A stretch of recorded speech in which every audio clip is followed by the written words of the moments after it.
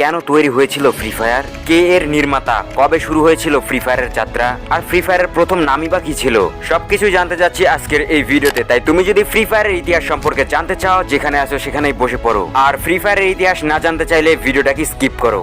তো চলো তোমাদেরকে নিয়ে যাই আজ থেকে 8 বছর আগে, যেখান থেকে ফ্রি ফায়ারের জন্ম শুরু হয়েছিল।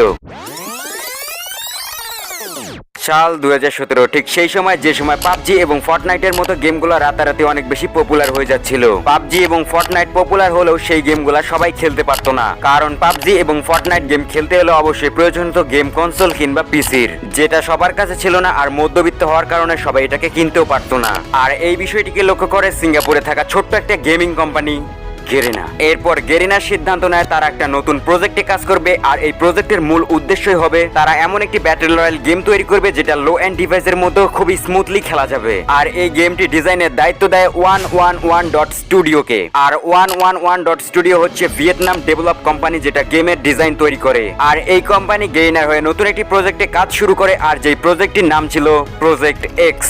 এবং এই প্রজেক্টটি কমপ্লিট করতে প্রায় 5 থেকে 6 মাস সময় লেগেছিল। এবং তারপর এই প্রজেক্টের বিটা ভার্সন 2017 সালের 30 সেপ্টেম্বর লঞ্চ হয়। আর এই প্রজেক্টের নাম প্রজেক্ট এক্স থেকে পরিবর্তন করে ফ্রি ফায়ার এপিকে তে কনভার্ট করা হয়, যেটা একটা বিটা ভার্সন। আর সেই সময় ফ্রি ফায়ারের সাইজ ছিল মাত্র 56 MB। আর যখন ফ্রি ফায়ার সর্বপ্রথম বিটা ভার্সনে প্রকাশ পায় তখন ছিল 23 আগস্ট 2017, বা তোমরা বলতে পারো 23 আগস্ট 2017। এইটা হচ্ছে ফ্রি ফায়ারের জন্মদিন। এরপর ফ্রি ফায়ার গেমটি iOS এবং অ্যান্ড্রয়েডের মধ্যে সবকিছু টেস্টিং কমপ্লিট করার পর ফাইনালি 4 ডিসেম্বর 2017-তে অ্যাপল স্টোর এবং প্লে স্টোরের মধ্যে মুক্তি পায়। এবং এই গেমটি মুক্তি পাওয়ার 6 মাসের মধ্যে এটার জনপ্রিয়তা প্রচুর পরিমাণে বাড়তে থাকে। এরপর শুরু হয় গেম আপডেট করা এবং গেমের মধ্যে ইভেন্ট নিয়ে আসা।